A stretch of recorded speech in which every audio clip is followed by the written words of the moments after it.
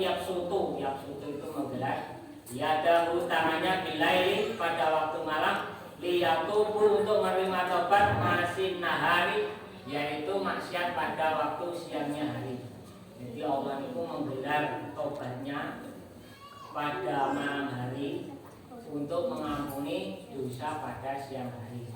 Begitu juga sebaliknya, wayat sutu yadahu, dan Allah itu menggelar tangannya bina hari siang hari, liyatuba untuk menerima tobat masih maksiat lagi pada malam hari. Kata Tanu'an Samsu sampai matahari itu terbit minal maghribiha dari arah barat. Jadi kita jangan putus asa pada Allah, pada rahmat Allah Subhanahu wa taala. Allah Subhanahu wa taala itu membuka apa? Cara-carane layanan 24 jam. Jadi jenengan aja tobat bengi nggih dilayani, awat dilayani, maksiat bengi nggih dicatet, maksiat awan nggih dicatet.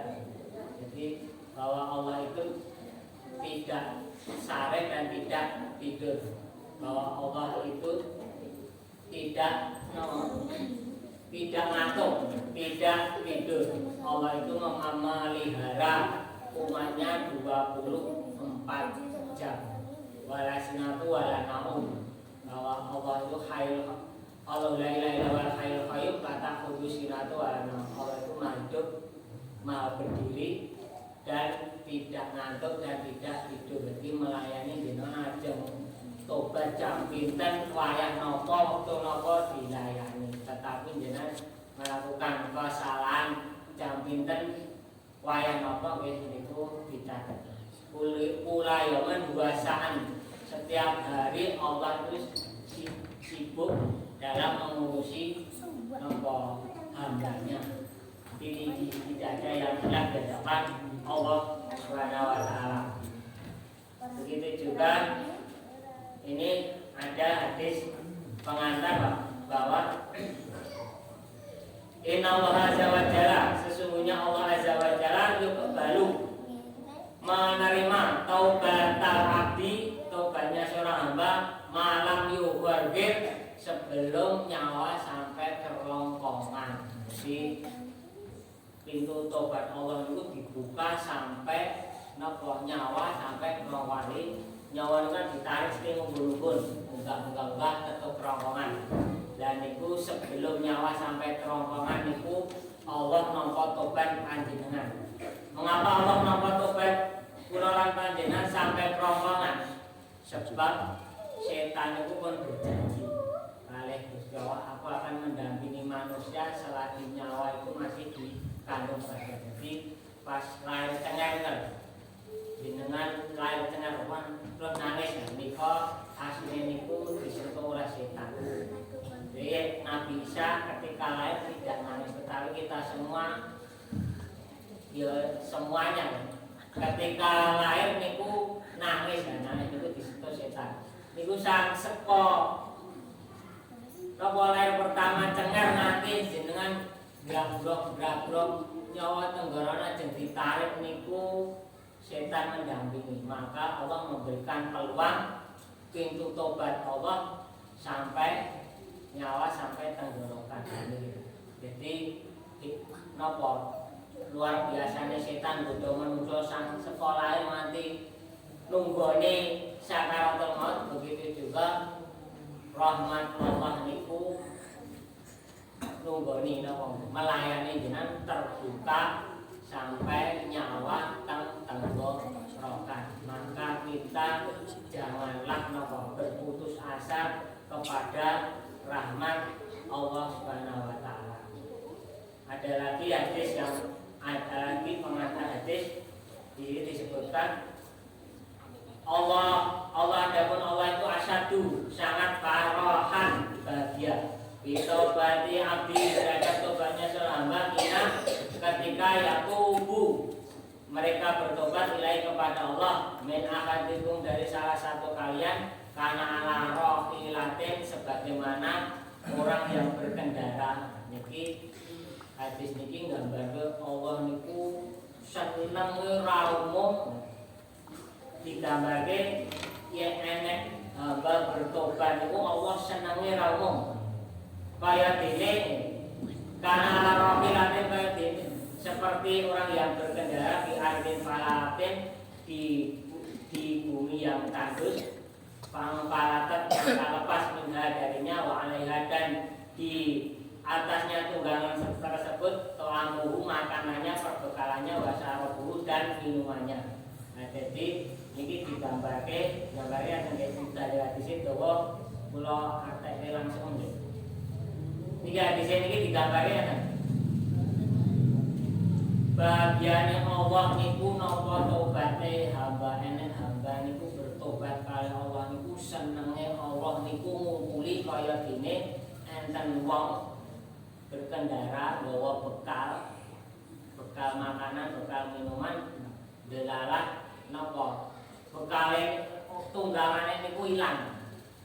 Ada nang tengah padang pasir wis bekale kan minumane digawa tunggangane niku. Tunggangane kang bekal ilang kabeh. Mbah dene anak bingung. Jadi bingung keluarga lagi wong tengah-tengah ora-ora tengah padang pasir. Jadi sange bumuhe rono iki sange kesale. Terus tiyang niku wau sange kesale ngeyup teng ngisor wit. Mungkin ngantuk, mungkin sange putus asane. Begitu ngantuk turu ngerti-ngerti meleh niku tunggangane niku ketemu teng ngarepe.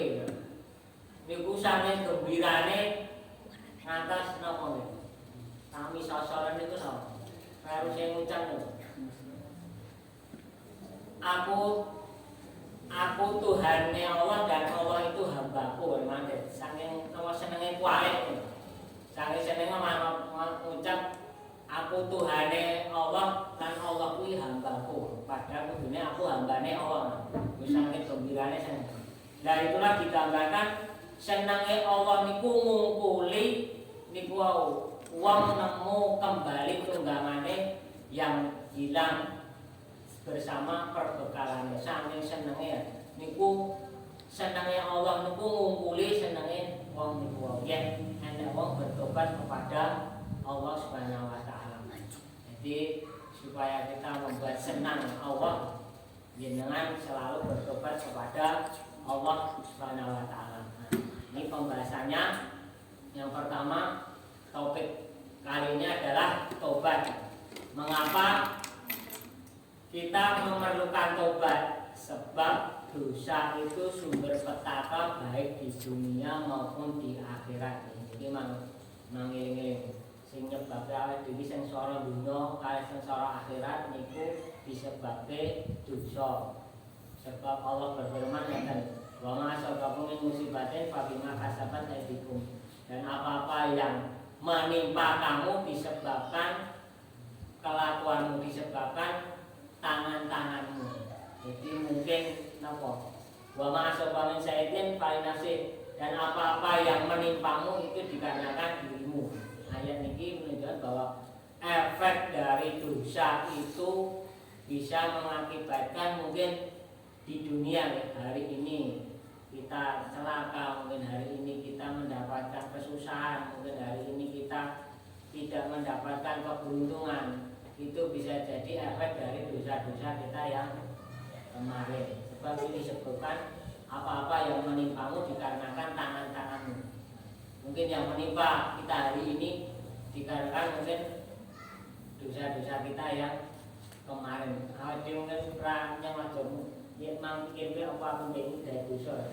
Ini efek dari dosa di dunia. Begitu pula di akhirat niku pasti.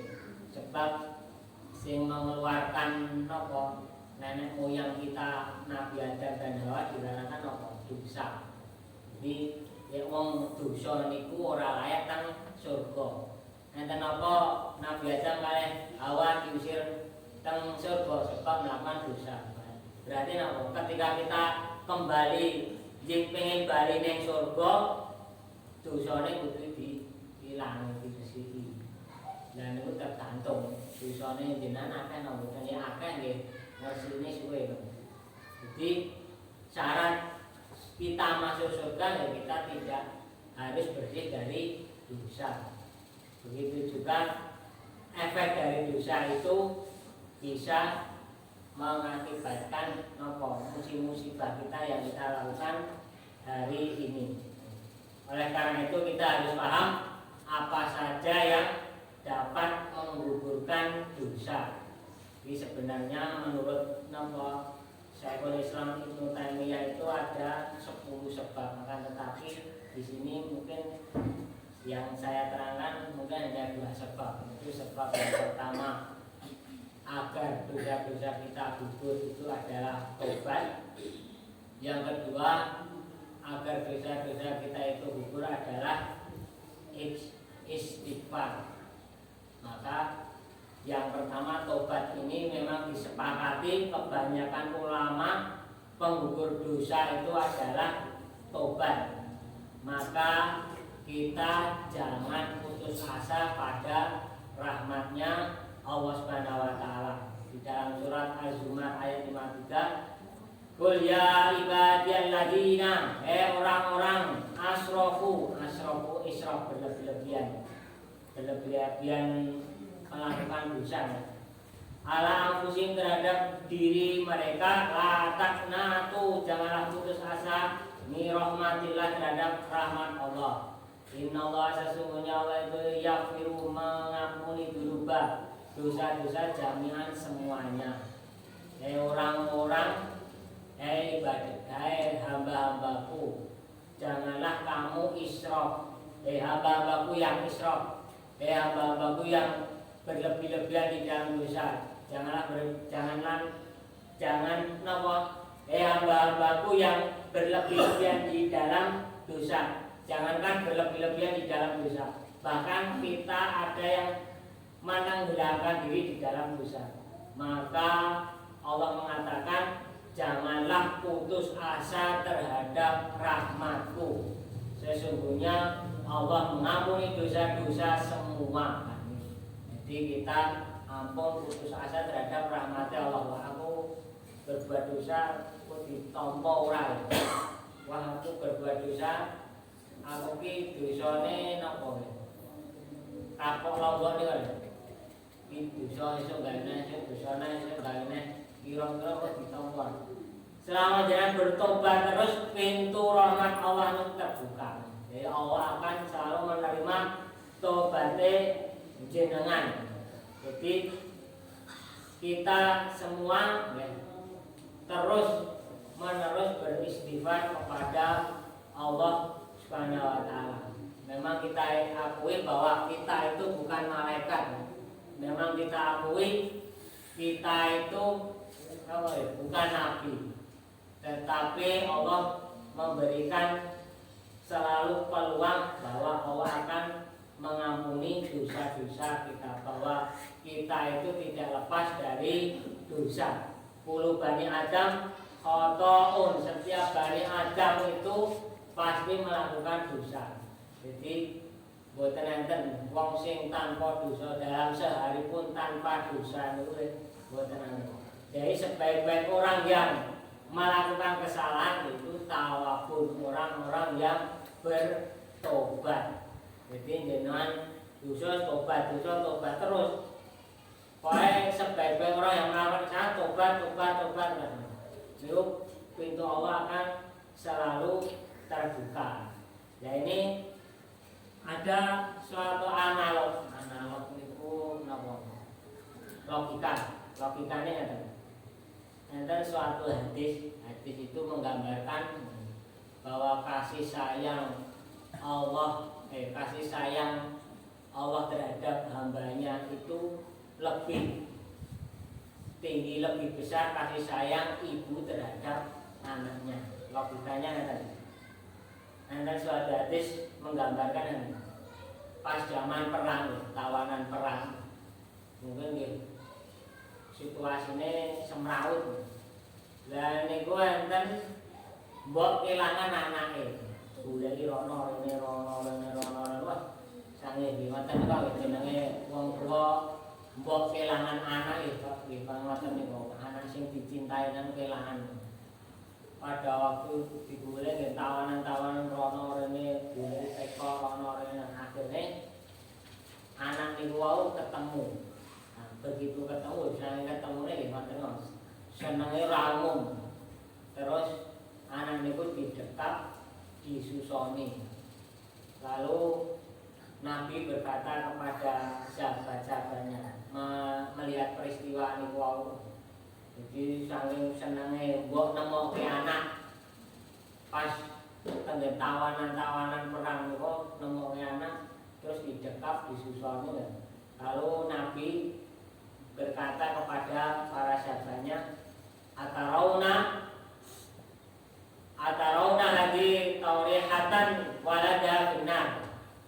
Apakah kalian berpikir bahwa ibu itu melemparkan anaknya di dalam api? Kira-kira ya mbok pikir-pikir apa mungkin, apa tegel mbok niku wau muncake anake ning jero api? Jawabannya nggih pasti mboten mungkin. Jeneng anak sing disayangi luar biasa kaya ngoten niku terus ditemoke apa ra mungkin ya mbok niku bakal muncake anake ning jero geni. Lalu Rasul mengatakan Allahu arhamu bi ibadihi min hadi bi waladiha. Allah itu kasih sayang Allah itu lebih besar daripada kasih sayang ibu tadi terhadap anaknya. Senenge cintane mbok kali anak saking luar biasa itu dibanding kasih sayang Allah terhadap hambanya itu tesih gede kasih sayang Allah terhadap hambanya. Di dunia ini kita tahu tiada yang lebih besar kasih sayang ibu terhadap anaknya. Nah ini analoginya begini. Kadang anak niku kadang jengkel, kadang diseleni, digebuk, dijewet, bahkan ada yang diusir. Tapi ketika anak itu kembali merengek-rengek pulih, yuk tobat kira-kira mbok nek pangapura boten. Nek pangapura mboten mungkin sak beling-belinge anak. Sak napa nggih? Mursal-mursale anak bahkan diusir bukan lunga. Wis ana lunga saking wanyane niku umpama anak niku bali mulih kira-kira wong tuwa niku napa?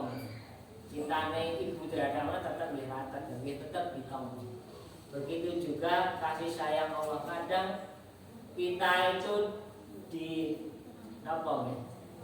diingatkan oleh Allah, dikei musibah, dikei musibah, dikei balak, dikei bencana, kita diperingatkan Allah mungkin karena kelakuan kita belingnya. Tetapi ketika kita bertobat kepada Allah, ya Allah akan menerima tobat-tobat kita.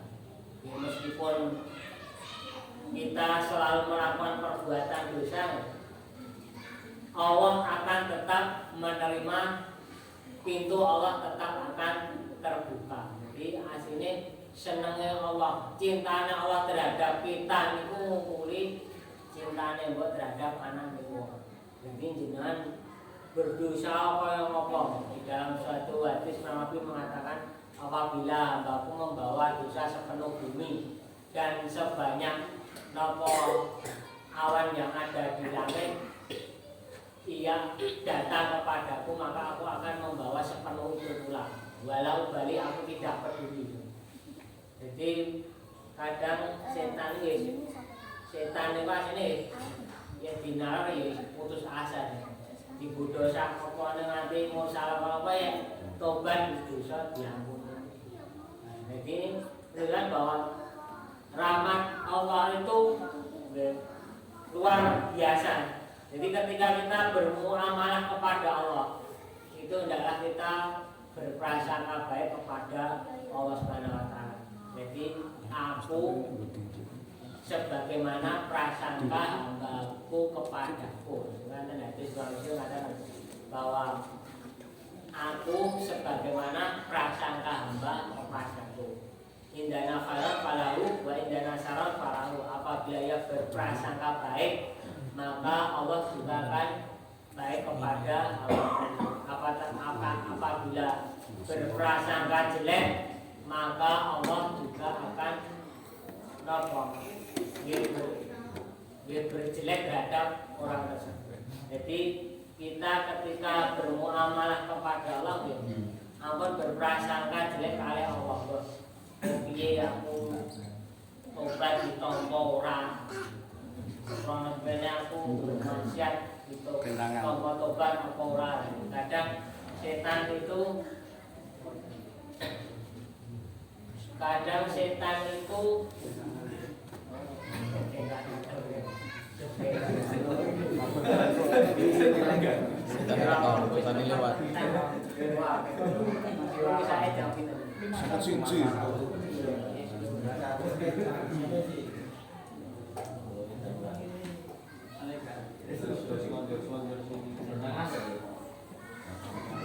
jadi napa setan itu kadang bisiki lah kowe maksiat apa ya ditampa yen ora.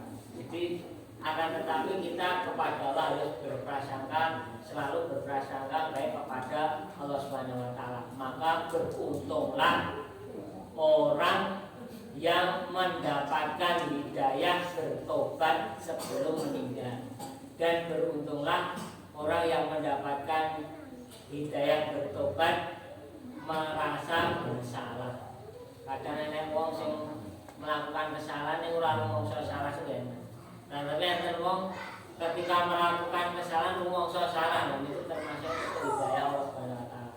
Begitu juga bertobat, beruntunglah orang yang bertobat sebelum meninggal. Itu termasuk hidayah dari Allah Subhanahu wa taala. Sebab tidak semua orang niku bertobat nanti meninggal. Karena enten wong muda-muda tobat pensiun. So ya wis tuwa. So ya wis tak tobat, tak mari, tak salat, tak ngaji. Akan tetapi sebelum bertobat meninggal. Tetapi beruntunglah orang-orang yang mendapatkan hidayah Allah bertobat sebelum meninggal. Nah, ini kisah ini sebagaimana kisah tukang sihir Fir'aun. Tukang sihir Fir'aun itu bertahun-tahun berbuat kesirikan. Dina berbuat kesirikan busane rampung. Akhirnya pas duel kalih Nabi Musa kalah dan tersungkur bersujud mengatakan aku beriman kepada Tuhannya Musa dan Tuhannya Harun. Lalu Fir'aun menghukum tukang sihir itu dihukum mati. Mereka beriman mungkin tidak sehari, mereka mungkin beriman setengah dino. Akan tetapi Allah mengampuni dosanya. Sadurunge mati ya, padahal wis bertahun-tahun berbuat kesirikan, terus kalah kalih Nabi Musa, ngakoni iman kalih Nabi Musa, lalu dibunuh oleh Fir'aun. Yang beriman mungkin bersetengah dino, beriman setengah dino niku wau Allah memasukkan dirinya ke dalam surga. Begitu juga kita sering mendengar kisah orang ini membunuh 100 orang, mateni 100 wong. Akhirnya sebelum bertobat, sebelum hijrah, mati di tengah jalan. Jadi beruntunglah orang yang mendapatkan kesadaran tobat sebelum meninggal. Maka kita sebelum meninggal selalu bertobat kepada Allah Subhanahu wa taala. Ada juga kisah yang mengatakan ada seorang sahabat itu belum tahu salat, belum tahu puasa, belum tahu berbuat perintah-perintah di dalam Islam, akan tetapi bisa masuk surga. Sebabnya enten wong kafir, lalu hari itu ia syahadat, ada panggilan jihad, berangkat, akhirnya meninggal. Jadi rong sempat salat, rong sempat maca, rong sempat dia masuk surga. Jadi keimanan mereka itu diterima Allah Subhanahu wa taala malam yughir kalkol. Jadi sebelum nyawa sampai ke tenggorokan. Begitu juga sebaliknya kita bisa melihat Fir'aun. Fir'aun itu pas dia kepenting dengan laut merah maupun tenggelam. Itu agak ngakoni aku beriman Tuhannya Musa dan Tuhannya Harun. Ora ditopok. Sebab wis nyawa pun tenggorokan. Nah, ini menunjukkan bahwa marilah kita selalu bertobat, selalu beristighfar kepada Allah sebelum pintu tobat itu ditutup. Jadi kapan pintu tobat itu ditutup, yaitu seperti saya katakan tadi bahwa Innallaha azza wa jalla, sesungguhnya Allah azza wa jalla yuqbalu taubatan, menerima tobat an abdi seorang hamba malam yughir sebelum nyawa sampai tenggorokan. Jadi setan itu begitu getolnya menggoda kita, menjerumuskan kita sejak kita lahir sampai sakaratul maut itu nunggoni. Jadi ada 3 peristiwa besar ketika kita nanti meninggal. Peristiwa besar itu yang pertama, dibukakan pintu-pintu baik. Jadi pas kita sakaratul maut itu kita sudah melihat para malaikat berduyun-duyun wis menjemput kita. Di situ kita bisa melihat awet itu ada atau orang pun ngerti. Jadi yang mau ngapit akan datang malaikat-malaikat yang berwajah bagus. Begitu juga sebaliknya ketika orang tersebut jelek akan datang malaikat-malaikat yang berbeda. Jadi ada 3 peristiwa besar ketika nanti kita mau meninggal. 1, dibukakan pintu-pintu ghaib. Yang kedua, kita merasakan sakaratul maut. Yang ketiga, setan nunggoni awake dhewe. Itu amat berat. Ada setan nunggoni awake dhewe supaya awake dhewe ora ngucap la ilaha illallah. Sebab orang yang mengucap la ilaha illallah ketika terakhir kali maka dia termasuk orang yang termasuk mendapatkan surga. Nah, jadi kapan iman dan tobat itu sudah tidak ada nilainya?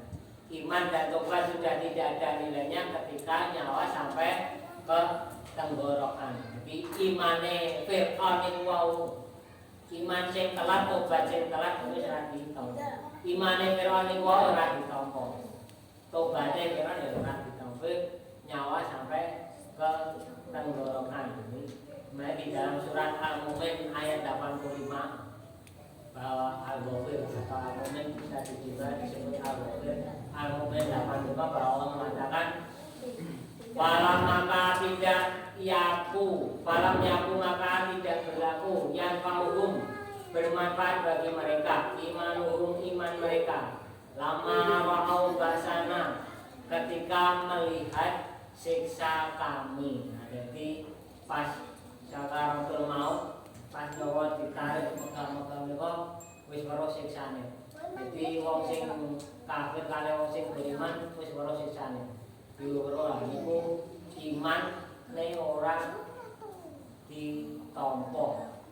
Jadi maksudnya imane ra ditampa imane telat. Sunan wa iladi qad khalat fi ibadi, itu adalah ketetapan Allah kepada hambanya.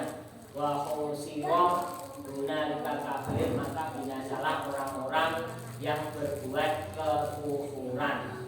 Jadi iman tak berguna ketika siksa itu sudah ditampakkan di hadapan kita.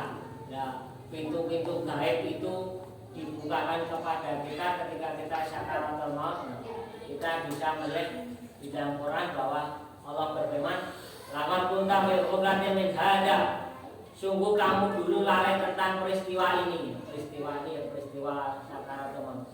Fahasabna angka, maka aku singkapkan kepadamu bitoaka yang menutup matamu. Jadi dulu ketika kita hidup ditutup peristiwa-peristiwa gaib-gaib itu ditutup, jadi malaikat nopo siksa kubur ngoten ditutup gitu.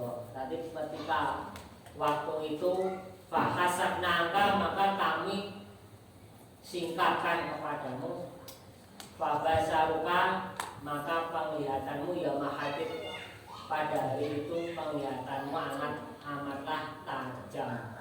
Jadi pada waktu itu penglihatan kita amat tajam. Karena itu meskipun wong sakaratul maut niku tetap masih mendengar napa kiwa tengene. Tetapi mereka sudah tidak dapat mengatakan apa-apa. Maka sunahnya adalah lakilu mautikum.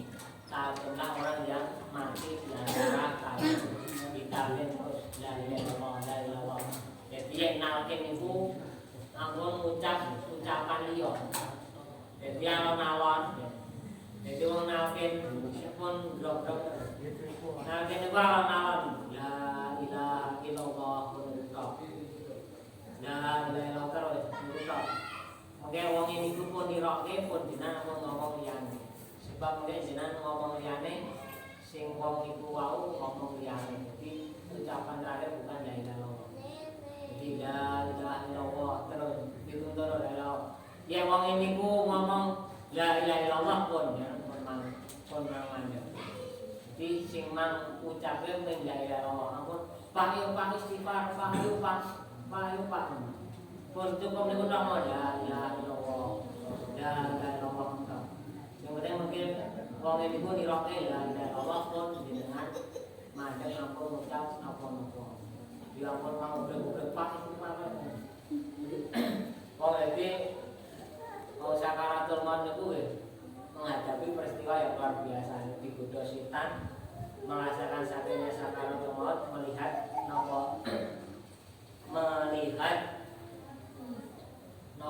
hal-hal yang gaib. Maka oleh karena itu kita sebelum kita meninggal, iman kita hari ini amat-amatlah berguna. Kesempatan kita hari ini amat-amatlah berguna. Jenengan hari ini diberi iman, jenengan hari ini diberi kesempatan, niku amat-amatlah berguna. Jadi pun sakaratul maut niku apa? Iman kali tobat boten ditampa yang pun telat. Karena iman hari ini kita pelihara, iman hari ini kita wala tamutuna ila wa antum muslimun. Janganlah kamu kalian mati kecuali dalam keadaan berislam. Iman ini kita pegang sampai mati. Karena itu Presiden Rahimahullah bahwa orang-orang yang bertobat itu ada beberapa syarat-syaratnya. Yang pertama yang pasti adalah menyesal. Yang kedua mengucapkan kalimat istighfar. Yang ketiga adalah tidak mengulangi. Tapi kalau itu dosa-dosanya kepada Bani Adam itu ditambah di wong menyesal, istighfar, tidak mengulangi, ditambah mengembalikan hal-halnya. Pemone utang ya disaur, pemone berbuat kezaliman ya kita meminta maaf kepada orang yang kita zalimi. Ada juga yang mengatakan bahwa orang yang belum bertobat bila belum melepaskan hal-hal yang haram. Jadi kadang-kadang orang yang melakukan dosa riba. Riba kok ninggalke angel men. Ning niku tesih istighfar itu tesih jangan istighfar ning dari jangan tobat. Wong tobat niku tubuhne arene bali niku ora bae. Yang istighfar niku wis sekedar yo ngapura tetapi isih nglakoni lha dereng tobat. Yang selanjutnya adalah bertobat niku adalah kita berpindah majelis. Belum dikatakan bertobat kalau kita belum pindah ke majelis, urung ninggalin tempat maksiate. Nggih kaya cerita wong sing mateni 100 wong niku. Jadi ketika berkonsultasi kepada orang alim, kamu diterima tobatnya oleh, meskipun dosamu banyak, kamu diterima tobatnya oleh Allah, akan tetapi kamu harus pindah ke negeri yang lain. Itu kudu hijrah. Ya wong niat bertobat yang ora hijrah, isih ngumpul karo sing berbuat maksiat, mungkin ya suwe-suwe tetap ketularan balik bergaul dengan orang-orang yang soleh. Jadi sebab pertama kita yang menggugurkan dosa adalah tobat. Yang kedua,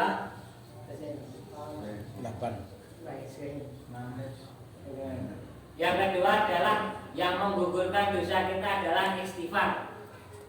Istighfar itu asal kata dari ghafaro. Ghafaro niku kalau tenggen Arab niku enten sing jenenge mikfar. Mikfar niku helm sing dienggo perang lho. Jadi sesuatu fungsi dari mikfar itu adalah melindungi dan menutupi. Jadi helm niku gunanya apa? Melindungi kalian menutupi. Melindungi supaya tidak cedera. Jadi tidak semua penutup kepala itu jenis mikfar. Jadi napa ketung ngeten iki penutup ning tapi mboten melindungi. Udung niku nggih nutup, kan mboten melindungi. Tetapi mikfar itu artinya nggih melindungi dan menutupi. Maka ketika orang yang beristighfar, maka harapannya adalah satu, supaya aib-aibnya tertutup. Yang kedua, dilindungi dari efek maksiat tersebut. Jadi sekali lagi, fungsi ketika seseorang istighfar, tujuan istighfar artinya yaitu menutupi dan melindungi, yaitu supaya Allah menutupi aib-aib kita. Yang kedua, Allah melindungi dari efek dosa-dosa kita. Jadi mungkin hari ini kita terlihat mulia di hadapan orang, sebabnya nopo bukan karena kemuliaan kita, tetapi karena Allah menutupi aib-aib kita. Jadi pokoknya aib-aib awake dhewe nek warnane, nek ambune, kalau kita kabeh wong iku nganggur. Kabeh wong niku enten warnane. Tetapi hari ini kita dilihat mulia di hadapan orang banyak dikarenakan Allah menutupi aib-aib kita, sebab kita tidak lepas dari dosa. Setiap Bani Adam pasti melakukan dosa. Ya dosa, eneng warnanya dosa, eneng ambune tak kira kabeh wong berbau berwarna. Maka ada doa pagi dan petang yang mungkin dirutinkan setiap hari. Ada doa yang mana Allahumma astur aurati wa amri aurati. Ya Allah, tutupilah auratku, maksudnya tutupilah aib-aibku dan tenangkanlah aku dari ketakutan. Itu doa pagi petang yang mungkin setiap hari sunnahnya dirutinkan. Kan ada doa pagi, doa petang. Salah satunya doanya adalah Allahumma astur aurati wa amri aurati. Ya Allah, tutuplah aib-aibku dan tenangkanlah aku dari rasa takutku. Yang kedua, fungsinya adalah melindungi. Seperti awal tadi saya katakan bahwa dosa itu berefek, dosa itu berdampak.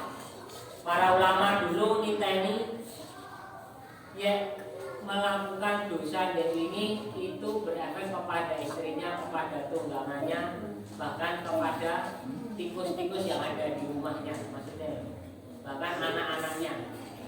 Mungkin hari ini bojone bermasalah karena di orang-orang ulama dulu, orang-orang soleh dulu ninteni ugi mergo dosa, atau tunggangannya bermasalah, kendaraannya bermasalah.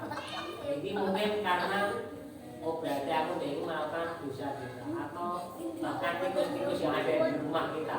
Jadi omah boleh kudune berkah tenang malah diubah abrit tikus malah berantakan. Berarti ini mungkin ada dosa-dosa yang kita lakukan. Ada sikap perubahan anak-anak kita yang mungkin kita rekan. Oleh karena itu adalah kita ini efek dari dosa itu kita selalu beristighfar kepada Allah supaya Allah melindungi dari efek-efek dosa-dosa yang bisa lakukan. Maka Rasulullah mengatakan kubaliman wajada fi sahifati istighfar kasiron. Beruntunglah orang-orang yang didapati di dalam catatannya banyak-banyak beristighfar. Jadi orang-orang beruntunglah banyak-banyak orang-orang yang selalu beristighfar kepada Allah Subhanahu wa taala. Nah, ini pengaruhnya adalah mungkin zaman sekarang ya, HP itu jadi nopo awal itu bermaksiat. Kudune pas waktu luang pamane ngantri nopo, ngantri tiket, ngantri nopo. Nek kok kadang wong sakniki ngantri ngoten niku malah buka HP. Padahal ketika membuka HP mungkin kebanyak maksiat yang kita lakukan. Maka sebaiknya waktu-waktu yang luang itu kita gunakan untuk istighfar, untuk nopo, kalimat-kalimat thayyibah la ilaha illallah, istighfar, subhanallah. Tapi mungkin ya karena zaman sekarang malah ngomong itu ngisi waktu-waktu luang itu malah buka HP.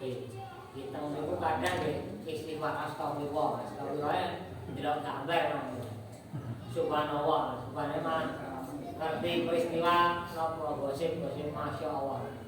Tetapi di dalam waktu-waktu luang itu kita isi dengan banyak-banyak beristighfar. Janganlah kita lalaikan dengan sesuatu yang menjadikan kita lalai. Sesitik melek dong bahwa kelebihan dari istighfar apa luar biasa istighfar dengan enten boten wong sing kula bersalah kalih jenengan wong niku ngampuni ning malah ngeki bonus niku boten enten pawone wah aku wis salah ro jenengan yo wis tak ampuni wis yen kita kaidit mobilku tak kene kowe kira-kira wong ngoten niku enten boten ta. Tetapi Allah niku ngoten. Jadi jenengan beristighfar kepada Allah tidak hanya diampuni tetapi justru diberi bonus oleh Allah Subhanahu wa taala. Jadi kita bisa lihat bahwa di dalam surat Nuh wastaghfirullakum innahu kana ghafara yursilis sama alaikum bidarra wa yumdikum bi amwali wa banin wa ja'alakum jannata wa yaj'alakum anhara. Dalam kalian beristighfar kepada Allah, maka Allah akan mengutus kepadamu hujan yang lebat, memberi kamu, menguatkan hartamu, menguatkan anak turunmu, dan menjadikan kamu sungai-sungai dan taman-taman. Jadi istighfar itu bonusnya kita tidak hanya diberi ampunan oleh Allah Subhanahu wa taala, tetapi Allah malah memberikan kita, menguatkan keturunan kita, menguatkan harta kita, dan mengutus hujan, melebatkan tanaman-tanaman dan sungai-sungai. Ini bonus-bonus dari Allah Subhanahu wa taala. Maka sungguh rugilah orang yang tidak beristighfar kepada Allah Subhanahu wa taala. Ngerti fadilah kaya ngeten iki jenengan kira-kira ikra istighfar itu rugi. Maka tidak hanya diampuni dosa-dosa kita, tetapi Allah juga akan memberikan bonus-bonus ketika kita selalu beristighfar kepada Allah Subhanahu wa taala. Ada ulama yang memberikan solusi kepada orang-orang yang banyak memiliki masalah supaya kuncinya memperbanyak istighfar. Dengan memperbanyak istighfar, insya Allah segala urusan, penyakit, segala hutang bisa terselesaikan karena banyak-banyak beristighfar kepada Allah Subhanahu wa taala.